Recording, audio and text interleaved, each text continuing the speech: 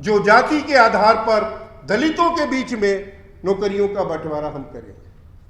आज का ये कल का ये फैसला है जो आज हम लोगों को जानने को मिला। इसका मतलब क्या हुआ? आप इसका मतलब ये कह रहे हैं कि हमें जो आरक्षण मिला, जो विशेषाधिकार मिला हमको, वो जाति के आधार पर मिला है। नहीं साथियों, मैं कहता हूं इस बात को हमें समझना पड़ेगा कि हमें जाति के आधार पर यह आरक्षण की सुविधा नहीं मिली है तो किस आधार पर मिली है? संविधान क्या कहता है? संविधान कहता है शैक्षणिक और सामाजिक आधार पर पिछड़े लोगों को हम दे रहे हैं। तो आप पाएंगे कि पिछड़ी जाति में गुजरात का जो क्षत्रिय है वो भी उसमें शामिल होता है। हमें इस बात को ध्यान में रखना है कि हमें आरक्षण 85% के लिए लेना है, 85% के लिए, 90% के लिए आरक्षण लेना है। हमको कोई कास्ट, इस कास्ट उस कास्ट की लड़ाई में कहीं उलझना नहीं है, फंसना नहीं है। ये सावधानी हमें पूरे आंदोलन के दौरान, नहीं तो क्या करेंगे ये आपके आंदोलन को इसी बारीक तरीके से तोड़ने का, जिसका नाम है सोशल इंजीनियरिंग। सोशल इंजीनियरिंग, जो वर्चस्व की जो सोशल इंजीनियरिंग होती है वो वर्चस्व को बनाए रखने के लिए होती है, लेकिन समाज के सोशल जस्टिस की जो सोशल इंजीनियरिंग होगी वो समाज के वर्चस्व को तोड़ने के लिए होती है। इस बात को हमें और आपको ध्यान में रखना होगा। और मुझे लगता है कि हम अपनी लड़ाई जिस हद तक जहाँ तक ला चुके हैं, उस लड़ाई को हम लोग जिस तरह की सभाएं हम लोग कर रहे हैं, उसको ज़्यादा से ज़्यादा गांव के स्तर पे, पंचायत के स्तर पे, ब्लॉक के स्तर पे, जहां जिससे जो संभव हो सके, इसको आप लगातार कीजिए। इसकी आज हम जातिगत जनगणना की बात करते हैं, हमारी आर्थिक स्थिति क्या होगी? हम कामगार हैं, हम हस्तकरघा हैं, हम दस्तकार हैं। ये सब लोग कौन हैं? ये दलित और पिछड़े लोग हैं। हम असंगठित लोग हैं, हम संगठित लोग हैं। ये कौन लोग हैं? ये दलित और पिछड़े लोग हैं।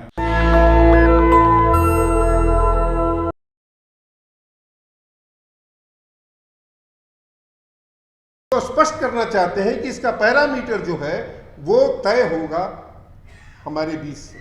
आप वहां पर हमारे साथ छल कर चुके हैं। एक बार गणना को आपने सर्वे बना दिया, पार्लियामेंट में ये मैंडेट मिला कि आपको गणना करानी है, बहस हुई उस पर कई दिनों तक, और आपने उसके छल करने का काम किया और आज तक आपने उसको पब्लिक नहीं किया। उसको पार्लियामेंट के डिसीजन को आपने मानने से एक तरह से इनकार किया आपने। तो मैं आपसे आज राहुल गांधी का बयान मैंने सुना, मैं उस पर कोई टिप्पणी नहीं कर रहा हूं कि ये एक तरह से एंटी नेशनल काम है। अगर जाति गणना का आप विरोध कर रहे हैं तो ये राष्ट्र विरोधी एक तरह से काम आप कर की संज्ञा इसको दी जानी चाहिए। तो मैं ये समझता हूं कि ये जो डिसीजन हमारा है, अब इस डिसीजन पर हमें कैसे ज़्यादा से ज़्यादा लोगों को संगठित करना है और आंदोलन करना है, यही अब हमारे हिस्से का काम रह गया है। और दूसरा काम नहीं रह गया है।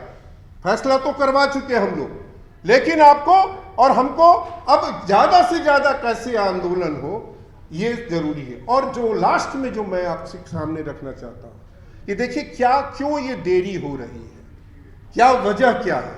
जाति गणना तो होगी, लेकिन जाति गणना में अब एक टूल खोजने का काम हो रहा है। क्या टूल खोजने का काम हो रहा है? एक औजार खोजने का काम हो रहा है कि इनके बीच में हम जो सोशल इंजीनियरिंग का जो प्रोसेस है, वो सोशल इंजीनियरिंग का प्रोसेस हम किस तरह से लागू करें कि जो इसका उद्देश्य है, इसका उद्देश्य क्या है? हम नारा लगाते हैं, हम नारा क्या लगाते हैं? जैसे अभी कठेरिया जी ने कहा कि जिसकी जितनी संख्या भारी उसकी इतनी हिस्सेदारी। लेकिन ये नारा कोई एक जाति के लिए नहीं है, इस बात को हमको ध्यान में रखना चाहिए। ये एक आइडियोलॉजिकल, एक वैचारिक नारा है, और वो नारा ये है कि जो हमारे देश में जिस तरह की विचारधारा का प्रभुत्व रहा है और जो 10 से 15% लोगों के गिरफ्त में रहा है, उससे हमें छुटकारा मिलना चाहिए, उससे हमको निकलना पड़ेगा। इसलिए नहीं कि आप इसको एक सोशल इंजीनियरिंग यानी कास्ट वर्सेस कास्ट, जाति वर्सेस जाति, जाति बनाम जाति लड़ाने के लिए इसका आप इस्तेमाल करेंगे, जो कि अभी आप देख रहे हैं कि आरक्षण लागू होने के बाद से सुप्रीम कोर्ट से लेके और जितनी भी राज्य सरकारें हैं वो क्या काम कर रही हैं, वो जाति बनाम जाति की लड़ाई को डेवलप कर रही हैं, उसको पैदा करने की कोशिश कर रही हैं हर जगह पर। आज जैसे मैंने सुना कि जो आंध्र में जो जाति के आधार पर दलितों के बीच में नौकरियों का बंटवारा हम करेंगे, आज का ये कल का ये फैसला है जो आज हम लोगों को जानने को मिला। इसका मतलब क्या हुआ? आप इसका मतलब ये कह रहे हैं कि हमें जो आरक्षण मिला, जो विशेषाधिकार मिला हमको, वो जाति के आधार पर मिला है। नहीं साथियों, मैं कहता हूं इस बात को हमें समझना पड़ेगा कि हमें जाति के आधार पर यह आरक्षण की सुविधा नहीं मिली है तो किस आधार पर मिली है? संविधान क्या कहता है? संविधान कहता है शैक्षणिक और सामाजिक आधार पर पिछड़े लोगों को हम दे रहे हैं। तो आप पाएंगे कि पिछड़ी जाति में गुजरात का जो क्षत्रिय है वो भी उसमें शामिल होता है। कई आप जातियों को पाएंगे कि आप एक जिले में वो पिछड़ी जाति में है, दूसरे जिले में वो ये अनुसूचित जाति में है। इसका मतलब ये हुआ कि हमने जाति क्या। फिर दूसरी बात, एससी को जो आपने एक ग्रुप बनाया कि जो अनुसूचित जाति है उसको किस आधार पे दे रहे हैं? आप उसको इस आधार पे दे रहे हैं कि आपने उसके साथ छुआछूत रखा है, उसको समाज से दूर रखा है, उसको दक्षिण टोले में आपने बंद करके रखा है, उसको कहीं जाने नहीं दिया। समय हो जाएगा बता दीजिए। तो मैं इस तरह से कह रहा हूं जाति के आधार पर यह आरक्षण की बात नहीं है।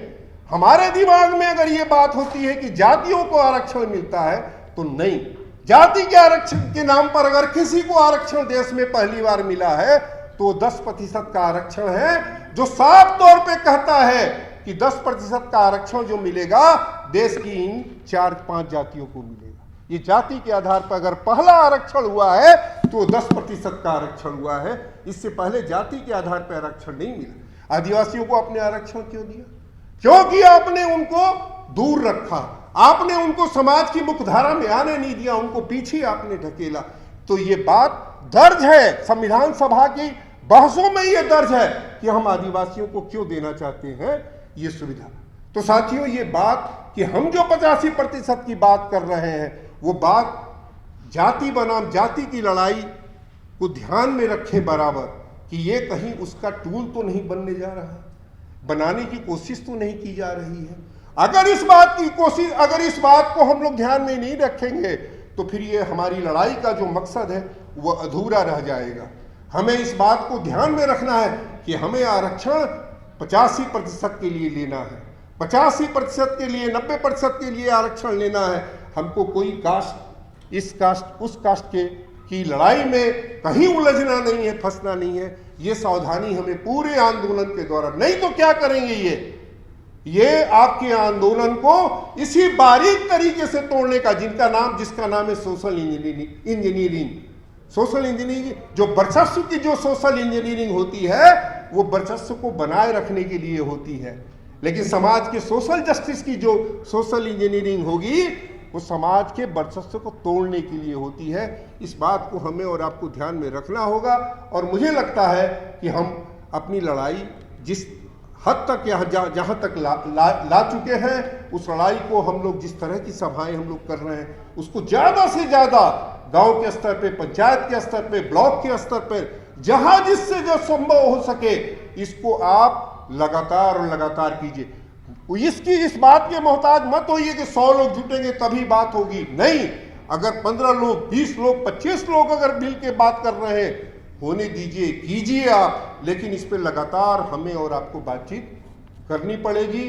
तभी एक बड़े आंदोलन की शक्ल में हम लोग, और ये जाति गणना जो होनी है उसके लिए हमारा संगठित होना इस तरह से बहुत जरूरी है। ये आगे के लिए, आगे के समाज को बनाने के लिए इसकी जो भूमिका होगी वो काफ़ी महत्वपूर्ण होगी। आपने मुझे सुना और समय दिया, बहुत बहुत धन्यवाद। स्थिति को डामाडोल कर दिया था।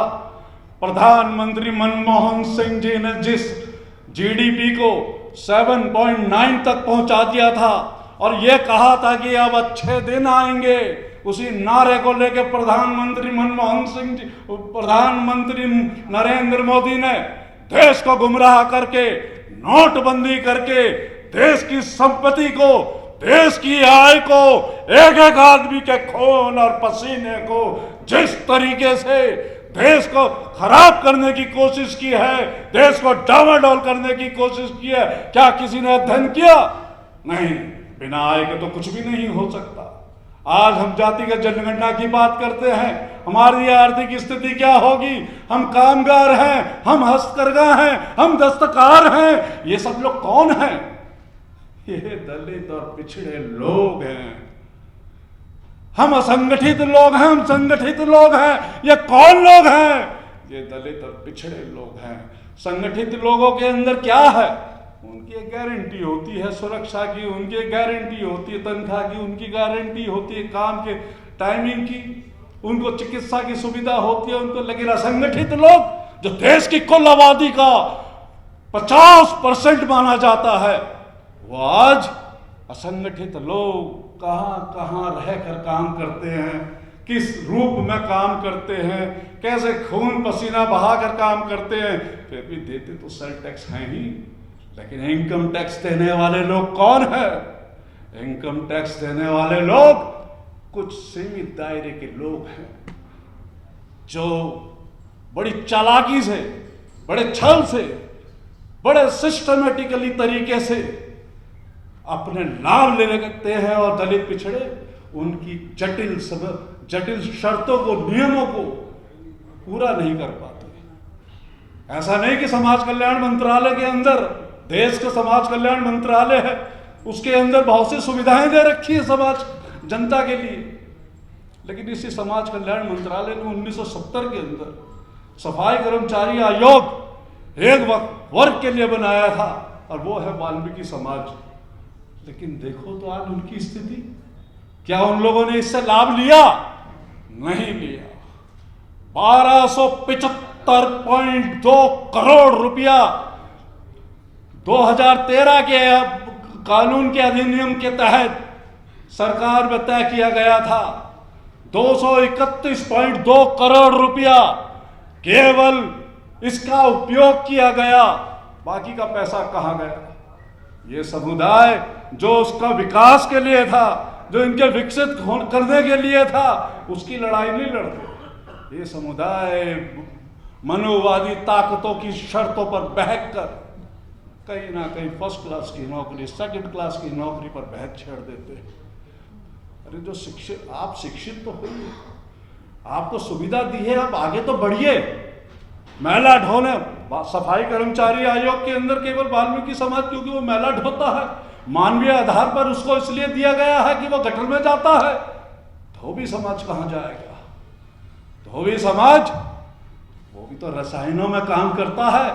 धोबी जाति के लोगों को जाकर देखो किस प्रकार अस्पताल की मवाद साफ करते हैं, किस तरीके से मांस के लोथड़े साफ करने का काम करते हैं, किस तरीके से पीप और पस को धोने का काम करते हैं। आखिर किससे करते हैं? केमिकल का उपयोग करते हैं।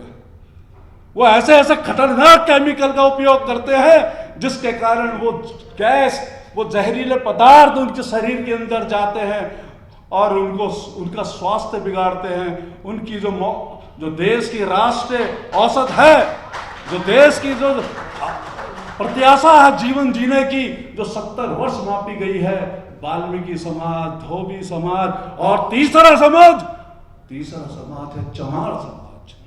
वो भी चमड़ा साफ करने का काम करता है। भले ही उसका कार्य को उद्योग का धंधा दे दिया गया हो, लेकिन उद्योगपति कौन है? चमार नहीं है, वो तो मजदूर है वहां का। ये सारी चीजों को देखना होगा। एक एक आदमी अपने खून भरी से देश को विकसित करने के लिए काम करता है, उसमें अपना सहयोग करता है। ये पुल, ये जहाज, ये बम ऐसे ही नहीं बना करते। देश के अंदर सबका योगदान है, लेकिन फिर भी पिछड़ा हुआ है। रोने वाला आदमी रोता ही चला जा रहा है। साथियों, बहुत सी बातें हैं, लेकिन इन सब चीजों को समझाने की जरूरत है। बारीकी से अगर आप लोगों ने इन बातों को नहीं समझा कि जातिगत जनगणना क्यों जरूरी है, किस लिए जरूरी है, आपके हक, अधिकार और हकूक के जरूरी है, आपको विकास की ओर ले जाने की जरूरत है। इसलिए साथियों, जातियां लड़ती हैं चुनाव, चुनाव राजनीतिक पार्टियां तो केवल चुनाव आयोग से रजिस्टर्ड होती हैं, लेकिन चुनाव जातियां लड़ती हैं, लेकिन वोट सिंबल पर पड़ता है। बड़ी चालाकी से, बड़ी धूर्तता से लोग अपने अपने काम को करते हैं, लेकिन जातिगत रूप से जो हम 85% लोग हैं वो बिखर जाते हैं। इसलिए इस बिखराव को भी रोकना होगा, जोड़ना होगा, उन जातियों को समझाना होगा, वाल्मीकि को समझाना होगा, धोबी को समझाना होगा, दलित को समझाना होगा और पिछड़ों को भी समझाना होगा साथियों, और आदिवासी को भी समझाना होगा। जब तक हम इन्हें नहीं समझाएंगे, ये बड़ा कठिन मुद्दा है, लेकिन लड़ेंगे अपनी अंतिम सांस तक, और हक हकूक को दिलाने के लिए नई नई पीढ़ियों को तैयार करेंगे। लेकिन इस मुद्दे नेशनल दस्तक की आपसे गुजारिश है कि अगर इसको बचाना चाहते हैं तो नेशनल दस्तक को सब्सक्राइब करने के लिए रेड कलर के सब्सक्राइब बटन को दबाएं, फिर बेल आइकन की घंटी दबाएं। नेशनल दस्तक को बचाने के लिए बहुत जरूरी है कि हर खबर को शेयर करें, लाइक करें, कमेंट जरूर करें।